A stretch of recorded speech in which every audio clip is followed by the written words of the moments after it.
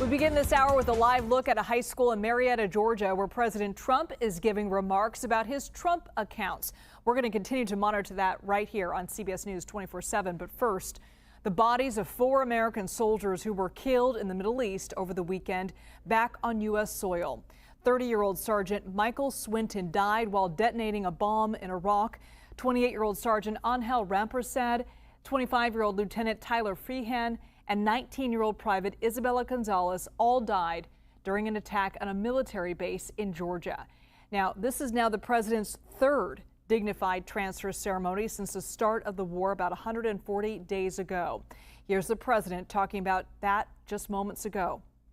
I just left Dover Air Force Base, which is an incredible place, but oftentimes very sad, because that's when they bring the bodies of our great heroes, our great patriots, warriors. They bring them back to Dover, and I've been there many times before. This was in particular something very sad. I attended the dignified transfer ceremony for 4 great U.S. service members killed in the conflict with Iran. I want to bring in CBS News reporter Taurean Small, who's live for us in Marietta, Georgia. Taurean, the White House says the president met with the families of those 4 soldiers individually. Can you walk us through the significance behind that?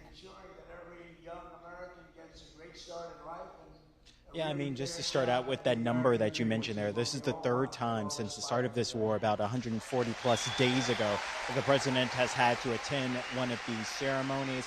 Our count right now is the casualties of U.S. soldiers is 18 since the start of this war. And the president, as we just heard from that soundbite, remarked on just how solemn the moment was for him. He said that he had private conversations with a number of the family members, even invited them onto Air Force One. But this happens concurrently as American forces continue with strikes in Iran for the 11th consecutive day, effectively ending that ceasefire 11 days ago and continuing with their ongoing conflict with Iran. I also have to point out, just yesterday, the Defense Secretary Pete Hegseth was on the Hill advocating to lawmakers to fund this war through a budget reconciliation process that would see billions more invested into this, on top of his budget request for next year for the Pentagon. That's $1.5 trillion. Major asks of these lawmakers, and a growing bipartisan concern about the lack of clarity and details as to what the military goals and aims are for the U.S. or in Iran as the U.S.'s conflict with Iran continues, Liz. And Taurean, we can see and hear the president there speaking behind you. Reminder, he's at a high school in Georgia, and he's there to talk about these Trump accounts. Now, that state of Georgia, could play a key role in these midterm elections coming up. I'm curious, did he say anything about where the war stands or about the soldiers who were killed in that speech?